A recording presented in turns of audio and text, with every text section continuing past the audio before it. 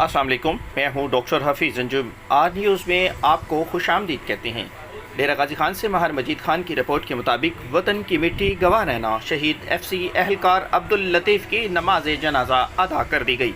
District police डेरा गाजी खान की तरफ से ASP तोसा कायनात अजहर ने शहीद की कब्र पर फूलों की पत्तियां नछावर की। तफसीलात के मुताबिक FC फोर्स के जवान अब्दुल लतीफ़ सकना फाजला तोसा, जो कि बलूचिस्तान सिबी में दौरान ड्यूटी दहशत गर्दों के हमला से शहीद हो गए थे, उनकी नमाज जनाजा कमर्शियल कॉलेज तोसा में अदा की गई।